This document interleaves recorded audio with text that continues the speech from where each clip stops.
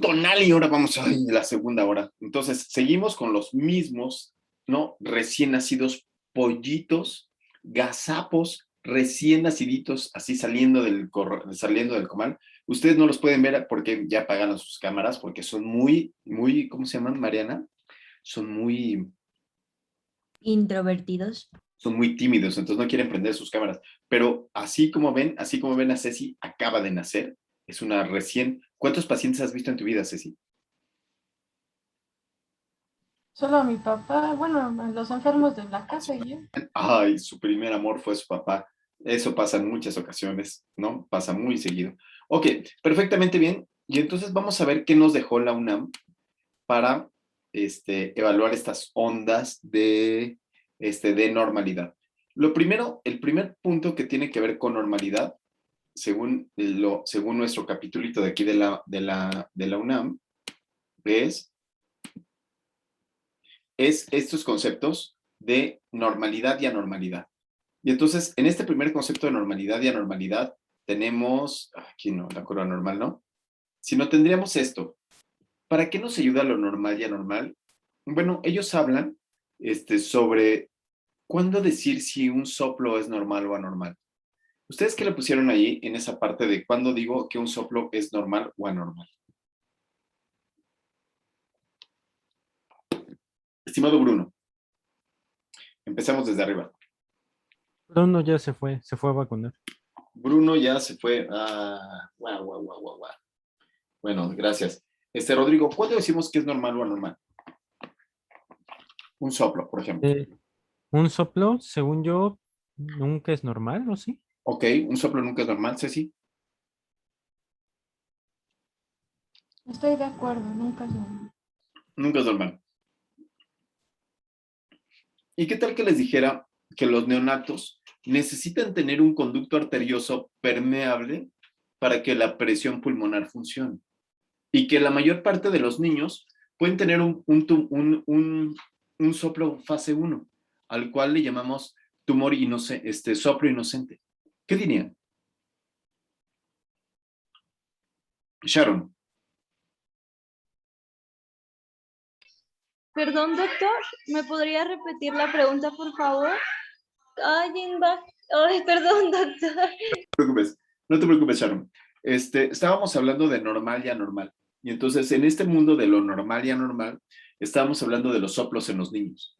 Y entonces, ¿cómo cambia esta dimensión entre lo normal y anormal, ¿no? Entonces, lo normal sería lo que se repite muchas veces, lo que es común, lo que no ocasiona alteraciones fisiopatológicas. Y entonces, ahí tenemos un caso típico de un soplo sistólico grado 1 en niños, lo cual podría ser completamente anormal. Pero después de eso tenemos otro valor, por ejemplo, los valores de laboratorio.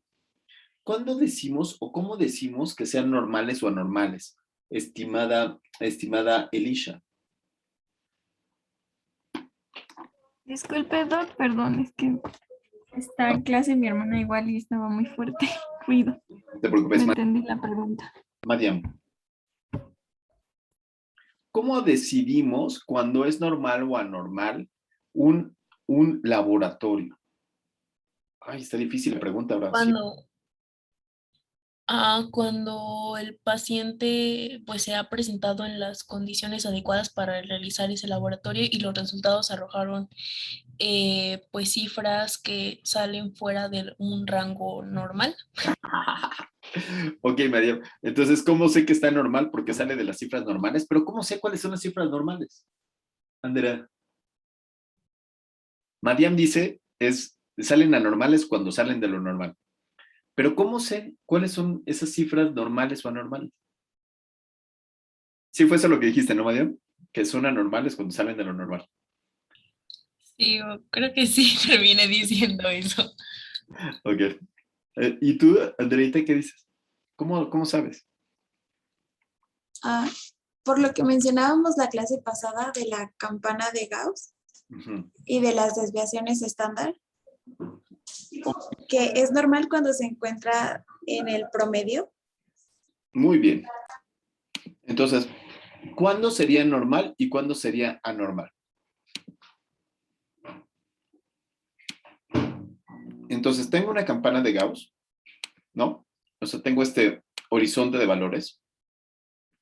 Y después tengo la campana de Gauss, que será aquí presente. Ay, Dios. Y entonces, tengo estos valores que se distribuyen alrededor de toda esta curva, ¿cierto? Y se distribuyen alrededor de la media, que es este valor que está aquí. Ay, salió todo chueca. ¿Cuándo diría que estos valores son normales o anormales, María?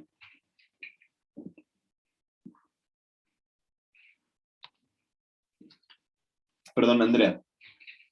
No, sí, perdón, es que tuve problemas para prender mi micrófono. Pues igual habíamos dicho en la clase pasada que era cuando se salían de más menos 2 desviaciones estándar. Ok, entonces lo que decimos es que son 2 desviaciones estándar a la izquierda y 2 desviaciones estándar a la derecha, ¿cierto? ¿Sí? Y entonces con estos valores podemos prácticamente cualquier laboratorio poder sacar esas desviaciones estándar, ¿ok? Y entonces, por ejemplo, si yo tuviera las cifras de presión arterial y yo les dijera que son de 80, pues nada más necesitaría el más menos 5, ¿sí? Más menos 5 y ya tendríamos los valores más altos y más bajos, los normales y anormales. Entonces, ¿cuál sería el valor anormal bajo, estimada Marianita?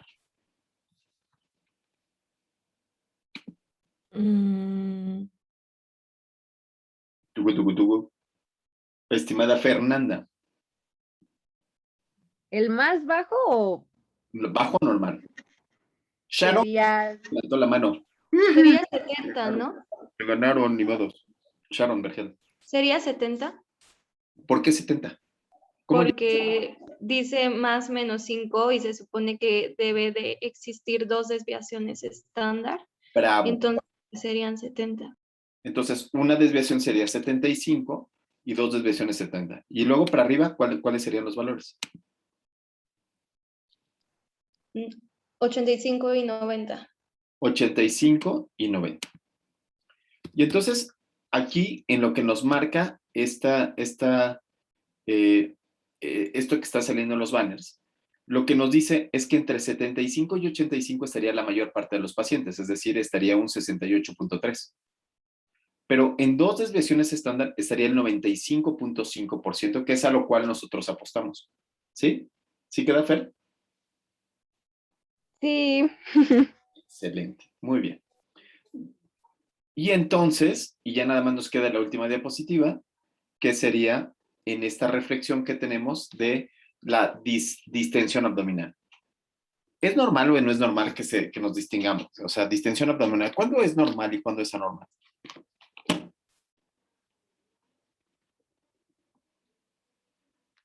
¿Cuándo sería normal y cuándo anormal?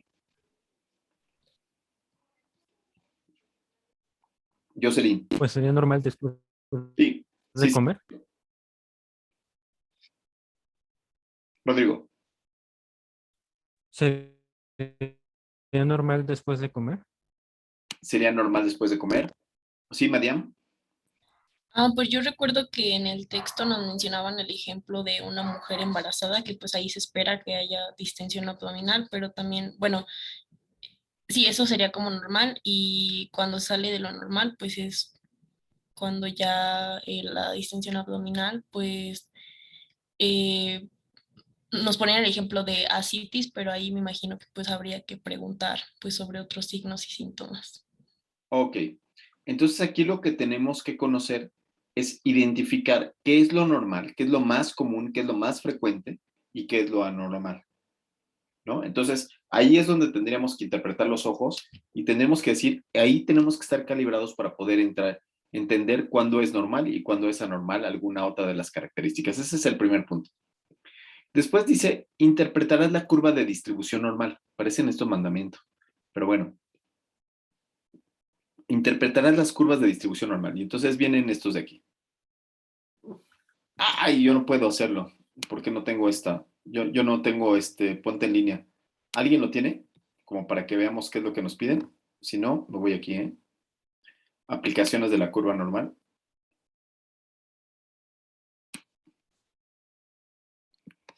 Posterior a la revisión de los materiales de esta unidad. Santo Dios, está muy largo, ¿no? Me va a ganar esto todo. No, no, no. Ay, Dios. De tamaño a la derecha. Aquí está todo lo que hemos platicado, ¿no? De la curva normal. ¿Cómo lo aplico? Doctor, ¿está proyectando algo? Porque nosotros solo vemos lo de secuencia de estudio y todo eso. Tienes toda la razón, soy un animal, discúlpame. Estaba viendo los ejemplos que están aquí, ¿ok? Ah, perfecto. Muy bien.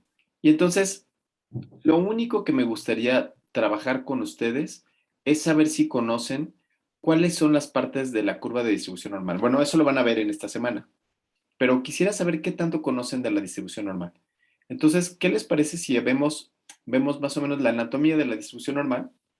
¿Sí? En el pizarrón y me dicen cuál se saben, ¿no? ¿Sí? Entonces, levante la mano el primero que quiera decir qué es lo que estoy dibujando, ¿no? Y vamos a poner un ejemplo. Primero vamos a poner el ejemplo. El ejemplo va a ser peso. Y entonces, el peso de un niño de niños, de una población de niños de un año. Ok. ¿Qué tipo de distribución, qué tipo de variable es esta? ¿Es cualitativa o cuantitativa? ¿Cuánti o cuanti? ¿Es cuanti? Cuantitativa, ok. Entonces, las variables cuantitativas son las que puedo yo, cuantitativa,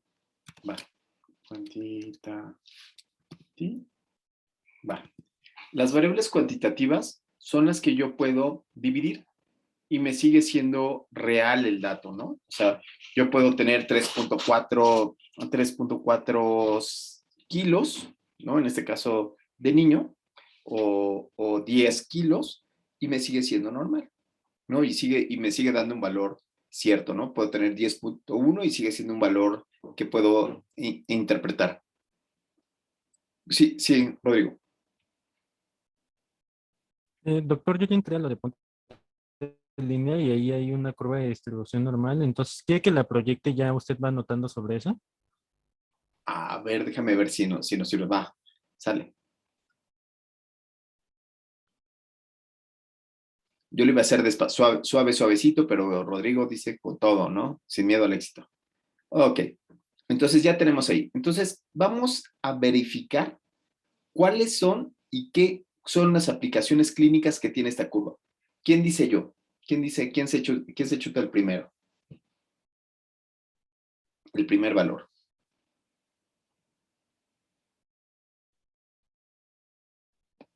¿Quién dice yo? Ceci. ¿Cuál valor reconoces? Pues el que está en la mitad del cero es, por así decirlo, el promedio. Y de ahí vienen las Bravo. hasta tres desviaciones. Ándale, ese. Nada más una. Ah, bueno, el cero vendría siendo el promedio. El promedio, o también llamado la media. La media. Entonces, si lo digo como media, entonces es este valor estadístico, ¿sí? Y si lo digo como Z, ¿cuál será el valor estandarizado de ese valor? Bueno, pues el valor estandarizado de ese valor significa que tiene 0 desviaciones estándar, ¿sí? El valor de Z de eso es que no tiene ninguna desviación estándar, es el justo medio. Muy bien, Ceci. Ceci tiene tiene una palomita para normalidad. Muy bien. Sharon. Rodrigo, ¿tienes levantado la mano? ¿Quieres preguntar algo? ¿O la dejaste ahí? No, nada. La dejé ahí. La dejó. Yo la bajo. Ok. Sharon, te toca a ti. ¿Cuál otra te sabes? ¿Y cuál sería, o más bien, cuál sería la implicación clínica de este valor de la media?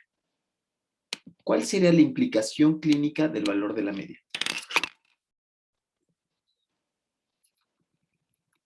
Sharon, ¿estás con nosotros? Pues que de ahí se parta para ver lo normal y lo anormal. No, porque lo normal y anormal dijimos que era más o menos 2 desviaciones estándar. Elisha. Pues sería lo que más se repite en la población. Es lo más común, sí es cierto. Es lo que más se repite en la población, es lo más común. ¿Y para qué me sirve en la clínica? Y dame un ejemplo. Pues, por ejemplo, estábamos viendo la clase pasada las mediciones de glucosa en ayuno. ¿Sí? Y pues los normales son aquellos que, bueno, o sea, hay como un rango, ¿no? De que van. Los rangos son distintos. Ok. Los rangos son las desviaciones. Madiam, ¿para qué me sirve en la clínica? No son los rangos, como dijo Elisha, no son los límites de normalidad, como dijo Sharon. ¿Para qué me sirve la media? ¿Para qué me sirve el efecto medio de algo? Yo estaba pensando en un paciente que llega con sobrepeso, o sea, aquí en México, pues la mayoría o lo más común en la población es que tengan un peso elevado, es decir, sobrepeso u obesidad.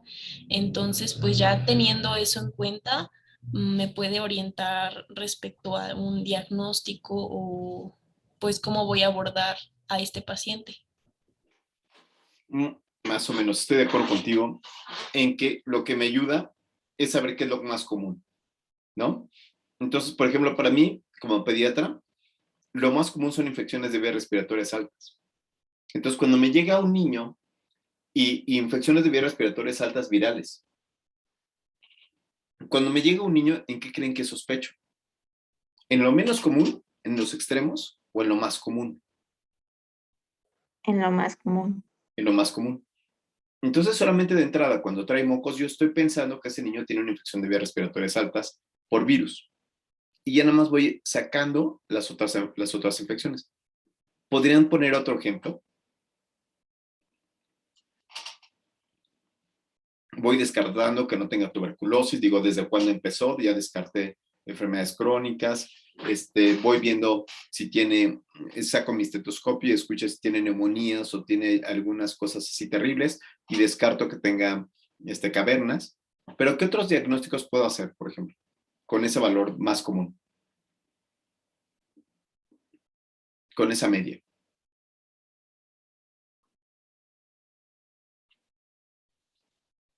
Andrea. Para saber si, por ejemplo, un niño se encuentra dentro de su peso ideal o si tiene desnutrición o sobrepeso. Bueno, la media es para saber que tiene un buen peso, ¿no? Acorde a su edad. Híjole, es que sabes que, Andrea, con que entre dentro de límites normales, ya debería tener buen peso. O el buen peso lo tengo a partir de la curva de distribución normal, pero de otra cosa que se llama peso para la talla. ¿Sí, Andrea? O sea, Sí. son rangos, que fue lo que había dicho Mariam. O sea, toda la curva me sirve para eso. Pero aquí estamos intentando decir, ¿para qué me sirve la media? ¿No? Si quieren, vamos a ver qué otro punto anatómico tiene la curva normal. A ver, Andrea, ¿qué otro punto reconoces aquí de la media, de la curva normal? ¿Qué otro punto reconoces? ¿Qué otra cosa reconoces de esta curva? Pues el -1. El -1, sería, de aquí, bravo. ajá, sería la primera desviación estándar. El -1 sería la primera desviación estándar o una desviación estándar hacia abajo, ¿no? Entonces, menos una desviación estándar hacia abajo sería igual a un valor estandarizado o valor de Z de -1. Muy bien, bravo. ¿Para qué me sirve? ¿Para qué me sirve este valor? ¿Para qué me sirve este valor de -1 en la práctica clínica?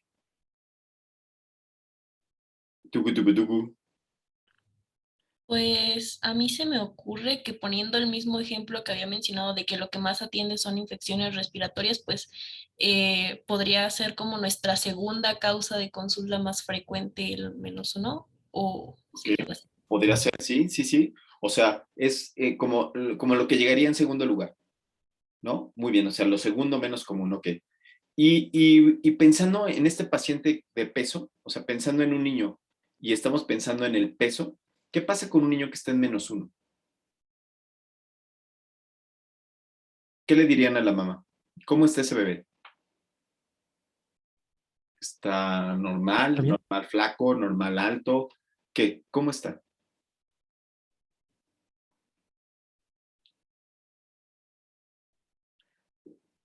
Pensando en una biometría hemática. Pues yo bien. Sí, Rodrigo. Ah, Pues en el peso yo le diré que está bien. que está bien, así le dices, hola, buenos días, está bien. Soy un estudiante de medicina y más de todos los estudios de medicina que he hecho, es para que yo le diga, buenos días, está bien. Sharon, ¿tú qué le dirías? Tú le dirías así, nada más está bien. Sí. Pues estando en el -1, yo le diría que aún, bueno, que el niño está dentro de su peso, bueno, que decimos que está dentro de lo normal, pero que, o sea, que debería de intentar mantenerse ahí porque si pasa el -1, podría seguir en lo normal, pero estaría, no sé, por ejemplo, en este caso, está, o sea, si se desvía hacia la izquierda, estaría yéndose más como a, a algo de desnutrición. Ok, entonces está normal, poquito flaquito, aún sin desnutrición, ¿no? Aún sin desnutrición, pero ojo, ¿sería eso? ¿Así? Pero ojo, que si le sigue por donde va, ¿no? Se puede poner peor, ¿sí? No está mal, está dentro de límites normales, pero y no está normal alto, entonces déjelo, hay que observarlo, hay que ver cómo sigue. Muy bien. Sharon, dime otra parte de la curva normal. ¿Qué otra parte te gusta? Ay, doctor, pues yo solo, bueno, veo también la segunda desviación estándar. La segunda desviación estándar. Muy bien. Segunda desviación estándar. Ahora dime el dato clínico con esas -2 desviaciones estándar. Que sería igual a un Z de -2. Ajá. Estandarizado un Z de -2. Ok. Ahora, ¿qué pasaría con este niño con un Z de -2? Que sería el número 3. ¿Qué le dirías a esa mamá? Su niño cayó ahí en -2.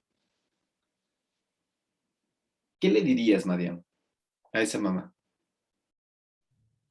Que el peso de su hijo o hija está en el límite más bajo permitido y que si baja un poco más, ya es un signo de alarma de que pues está en desnutrición.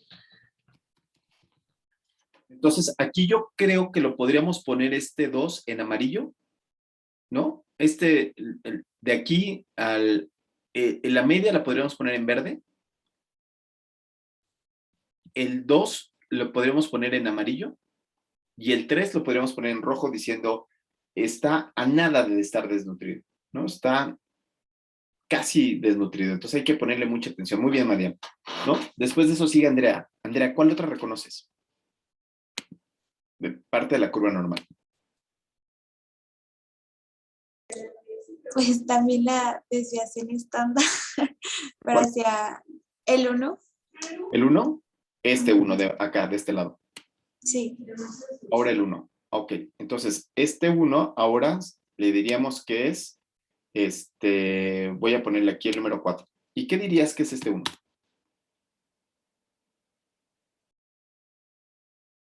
¿Qué significaría 1 en la clínica? Pues siguiendo con el niño, igual se encuentra dentro de los valores normales, pero no debería estar aumentando de peso. Yo le pondré aquí, pero gordi bueno. ¿No? ¡Ay! Todavía no está, pero no manches, está gordi bueno el chamaquito, ¿no? O sea, no significa que esté lo mejor posible, lo que uno quisiera, pero ay, ¿no? O sea, ya se está pasando, ya hay que quitarle el migajón a la torta, ¿no? Ya no, ya sé que se pida la guajolota sin, ¿no? Que ya se pida los esquites sin tanto, ¿cómo se llama? Sin tanta mayonesa, ¿cierto? No le estoy diciendo que esté gordo, solamente estoy diciendo que está ya como gordi bueno. Incluso le podemos poner como con sobrepeso, ¿sí? Y entonces aquí Z sería un Z de +1. Significa que no está normal, pero ya está adquiriendo características más rechonchas, ¿no? Que no sería lo super ideal. Ok, muy bien. Muy bien. Y ahora, ¿qué otra te sabes? ¿Con qué me quedé? Que esa fue la estimadísima Andrea. Isabelita. Isabel, ¿qué otro dato reconoces de la curva normal? Ay, no sé. No sabes. Ya te despertaste. No, Isabelita, despierta. Marianita, ¿cuál otro te sabes? Es que no me lo sé otro. ¿No? ¿No te sabes ningún otro? Todavía nos queda el -3, el 2, el 3. Sí, Rodrigo. Pues es que ahí no está, pero ahorita que estamos hablando de todo esto, se me hace muy importante los intervalos de confianza. Aquí no están los intervalos de confianza. Si quieres, vamos a terminar con el 2 y el 3. ¿Sí? Marianita, Ofer, todavía nos queda el 2, el 3, este infinito de acá, este infinito del otro lado. ¿Qué sería este 2? Pues, ahí yo. Sí, venga. A ver, pues el 2 sería que igual ya está en el límite un poco alto, pero moderado, aún sin llegar a estar pues grave, totalmente, de estar como súper gordito. Ok, aquí ya es obeso. Ajá. Aquí ya le dices, este niño ya no es normal. Esa panza que tiene ese niño no es de embarazo, ni ya está anormal, ya está gordito este niño, ¿no? ¿Sí? Sí. Y entonces aquí ya le estás llamando a la nutrióloga y le dices, le tengo que mandar a este niño porque este niño ya tiene obesidad, ¿sí? Ya está como tal, ¿ok? Porque ya está normal gordito, ¿sí? Ahora, ¿qué sería un +3? Por ejemplo. ¿Qué sería un +3? Jocelyn. ¿Podrían ser como las obesidades mórbidas? Claro. Ya un +3, que es un Z o sea, 2 desviaciones estándar, +3, ya es un paciente bien grave, que está fuera de los límites normales, ese ya es una enfermedad como tal, y entonces ya le podríamos llamar, ya un +3 es kilos mortales, ¿no? ¿Han visto ese programa de kilos mortales? Sí lo han visto. Sí. Un +3 es kilos mortales, ¿no? O sea, ya es un paciente con una obesidad mórbida, ya es un paciente que tiene más problemas, ¿no? Muy bien. Y ahora, ¿qué otros se saben? Otra vez, Rodrigo, ¿qué otro te sabes? Nos faltan estos valores de acá, el infinito. Jocelyn Valderas, por favor. ¿Qué otro te queda? El -3. El -3. ¿Qué dirías con ese -3? Que ya está muy desnutrido. Bravo. Entonces aquí un -3 ya dirías que tiene desnutrición, ¿no? Que puede ser una desnutrición aguda o puede ser, ya lo verán, ¿no? Y entonces -3 desviaciones estándar, o sea, o un Z de -3, entonces estaríamos llamando a que este niño ya tiene algo de desnutrición. ¿No? Está súper flaco, ¿no? Entonces ahí le dicen, híjole, pues déjele el migajón a la torta, ¿no? ¿Sí? Ese sería el -3. Ok, nos quedan dos valores, que es el 0 absoluto, que sería este valor de aquí, el 0 absoluto de la curva de peso, y el infinito del otro lado. ¿Qué significan esos dos valores, Rodrigo? ¿Qué significa? Es como lo mínimo y lo máximo que puede tener. Ok, ¿cuál sería lo mínimo que pudiera tener un niño de 10 años de peso? Que no es cero, De ¿verdad? peso, yo me imagino que como 6 kilos a lo mejor. ¿Cuánto? 6 kilos Ok.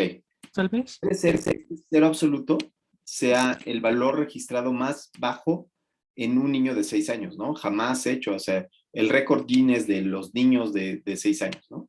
Entonces aquí pudiera ser que sean 5 kilos, por así decirlo, ¿sí?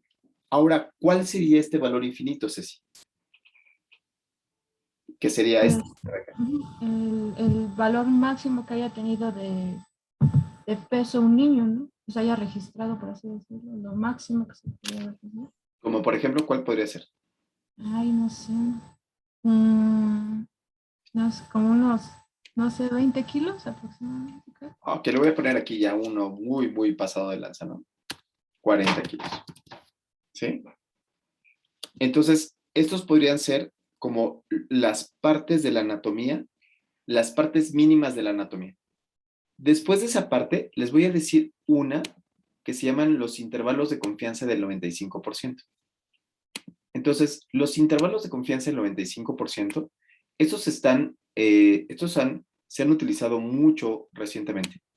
Y es, ¿qué tanto se puede mover se puede mover la media debido al azar? La clase anterior habíamos visto estas particularidades del azar. Ahora decimos qué tanto se puede mover por culpa de este azar. ¿Ok? ¿Sí? Entonces, ¿qué significa qué tanto se puede mover la media seguida del azar? ¿Qué es lo que me podrían decir? Rodrigo. ¿Para qué querría saber qué tanto se mueve la media por el azar? Es para determinar como, o sea, como una serie de promedios que podrían ser normales, o sea, sin que se desvíen del centro de la curva como tal. No sé si me explico. No pudiste entender. Sharon, ¿para qué me sirve ¿Para qué me sirven estos datos de aquí?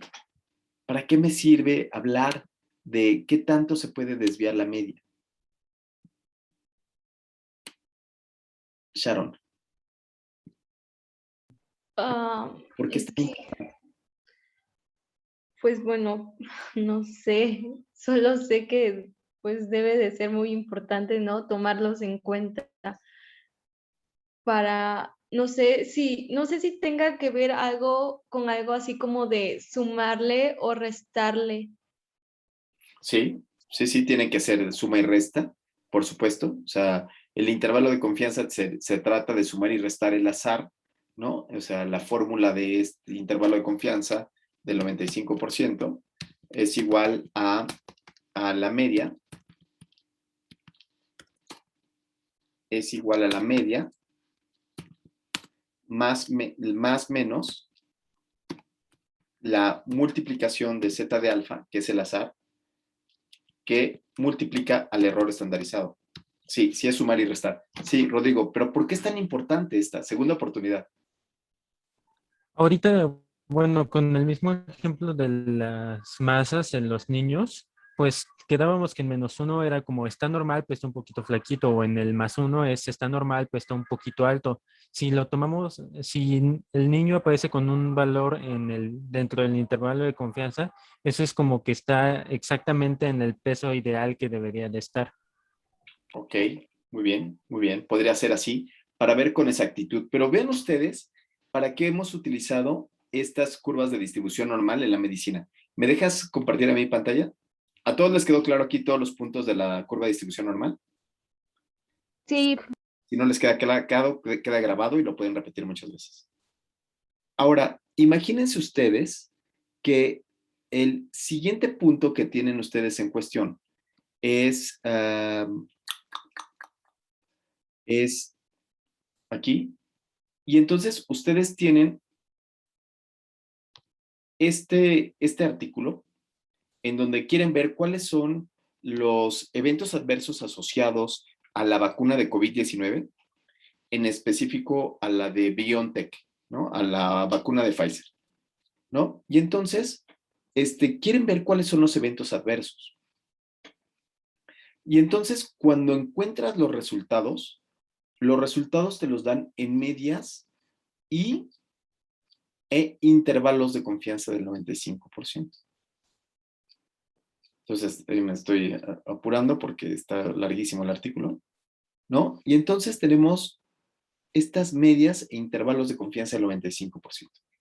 Y entonces dice, yo hice los eventos adversos cardíacos asociados a los niños que fueron vacunados en 1 y 2 dosis por millón. ¿Se entiende esto, Ceci? Más o menos. Sharon, ¿se entiende qué es esto de eventos adversos cardíacos asociados por millón? Quizás lo primero que tenía que decir es, ¿qué les pasa a los niños? ¿Qué efectos cardíacos son los que presentan después de una vacunación? Y entonces lo que presentan se llama miocarditis aguda. La miocarditis aguda quiere decir que tienen miocarditis, que son todos estos datos clínicos, y se tienen que confirmar con una placa de tórax o con un electro en donde se encuentran alteraciones electrocardiográficas y se elevan incrementos de troponina. ¿Sí, Ceci? ¿Mejor? Entonces, si te digo que los niños desarrollan miocarditis, ¿sí? Es decir, que tienen eventos cardíacos adversos, 1 por millón, ¿qué es lo que estoy intentando decir, estimada Elisha? ¿Podrías tú decir qué significa esto? ¿Se entiende, Elisha, más o menos? La verdad no lo entendí bien. ¿No? ¿Qué entendiste? Pues es como la proporción de cuántos niños presentan alteraciones cardíacas en el estudio, ¿no? Muy bien. Pero, Ok. Y entonces, estos cuates lo que hacen es que ven cuántas alteraciones cardíacas se presentan como evento adverso por ponerle la vacuna, ¿cierto? sí. ¿Sí? Sí, sí. Ahora, ¿qué te parecería que después de que te ponen la segunda vacuna, se presentan este número de sujetos? 13 en 1 millón. ¿Te queda claro eso? Sí. ¿Sí? Entonces, si dibujáramos una curva normal, ay Dios, si dibujáramos una curva normal, 13 sería el efecto medio. ¿Sí? ¿Sí, Elisha? Sí. Y después te dan otro valor que dice aquí, intervalo de confianza del 95%. ¿Qué significa ese intervalo de confianza del 95%, María?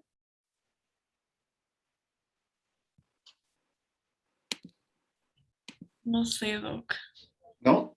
¿Te acuerdas qué partes habíamos visto de la curva normal? Pues que la media y las desviaciones estándar. Ok.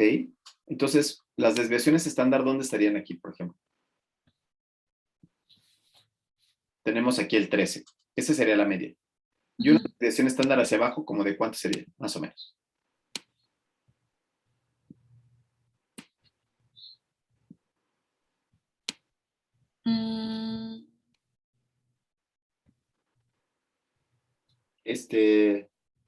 Mariana.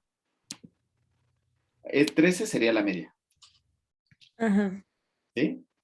Y entonces las desviaciones estándar estarían por acá alejadas. ¿Dónde estarían los intervalos de confianza del 95%, Mariana? ¿Intervalos de confianza? Sí, lo que vimos ahorita, ¿te acuerdas lo que vimos hace un segundo? Sí. Puede ser no sé. No sé. Fernanda, ¿qué habíamos dicho? Pues justo al ladito de ahí, del 13, ¿no? Ahí. Claro. O sea, una cosita de nada. el intervalo de confianza de la media nos diría cuál es el efecto medio. Entonces, aquí lo que nos dice el intervalo de confianza del 95% es que lo que nos dice el intervalo es cuánto esperaríamos en efecto medio que tengan de eventos adversos por millón. ¿Sí? Y entonces, ¿qué es lo que nos dice? ¿Qué es lo que dice de cuánto a cuánto va el intervalo de confianza del 95%? Jocelyn. 13 sería la media. ¿Pero de cuánto a cuánto va?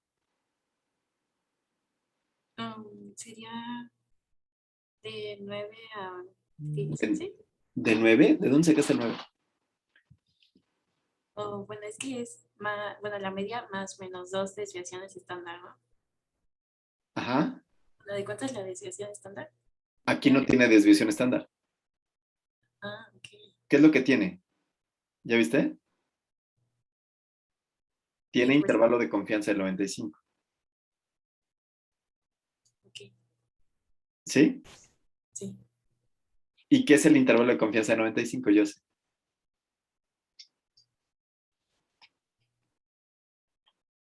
Pues nos indica que cuántas, bueno, por lo que entendí, es que en ese 95% se va a presentar usualmente 13 casos de efectos adversos cardíacos por millón.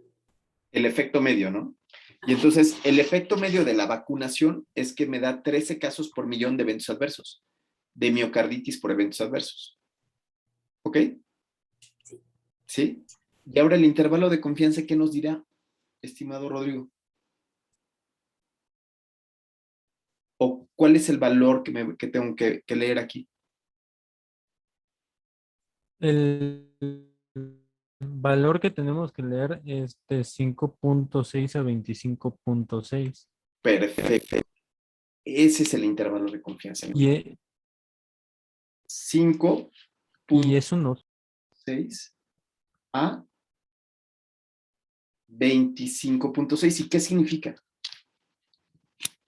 ¿Qué significa ese 5.6 a 25? A ver, es por el tamaño de la muestra que tenemos, nuestra media que nos salió es de 13. Entonces, la variabilidad que puede tener esta media entre distintas poblaciones va a estar entre 5.6 y 25.6 en la ubicación. Exacto. Entonces, el error estandarizado lo que nos dio fue que la población real en el mundo puede estar entre 5.6 de eventos adversos y 25.6. ¿Sí? ¿Sí se entiende esto, Ceci? ¿Tú cuál tomarías para decidir ponerle la vacuna a tu hijo o no? Imagínate que tienes un hijo y le dicen, oye, mira, estos son los eventos adversos. ¿Cuál le dirías tú? ¿Le dirías el 13? ¿Le dirías, póntela, al fin son 5.6? ¿O le dirías el 13? ¿O le dirías el 25.6? ¿Cuál le dirías a tu paciente? Pues le diría el 13 porque vendría siendo el promedio, ¿no? Sí, pero va de 5.6 a 25.6, dado por el azar. ¿Sí? O sea, el azar te da del 5.6 al 25.6. O sea, puede ser que esté en ese rango. Puede ser que sea tan poquito como un 5.6, pero puede ser tanto como 25.6. ¿Tú qué decidirías, estimada Sharon? Pues decirle todos, o sea, le diría la posibilidad más baja y la más alta. Y entonces, con estos datos que están aquí, lo que se hacen unos balances de riesgo-beneficio. Entonces, en el balance de riesgo-beneficio, lo que hacen es que toman puntos de corte y van tomando distintos escenarios. Y entonces tengo, en los pacientes sin comorbilidades, ¿sí? Que serían este 5.6, ¿sí? En el mundo de los sin comorbilidades, ahí los eventos adversos son bajitos, 5.6, ¿sí? Pero en los pacientes que tienen muchas comorbilidades, los eventos adversos son mayores, 25.6, ¿sí? Y entonces, en los niños que no tienen comorbilidades, ¿sí? la vacunación no supera el beneficio. Pero en estos niños puede ser que en los niños que tienen muchas comorbilidades puede ser que sí supere el beneficio. Entonces, estos escenarios de 5.6 o de 25.6 nos pueden ayudar a tomar decisiones, ¿no? Para decir si vacuno o no vacuno a los pacientes. Entonces, aquí tengo estos puntos de corte para poder tomar una decisión y decir, ¿sabes qué? Que si es un niño sin comorbilidades, luego entonces no lo vacuno. ¿Por qué? Porque puedo tener mayores eventos adversos que eventos positivos. Pero si es un niño que tiene más comorbilidades, que tiene asma o que tiene leucemia o que tiene alguna otra cosa más, pues entonces sí, los eventos adversos son menores a la posibilidad de muerte. ¿Sí? ¿Sí? Rodrigo.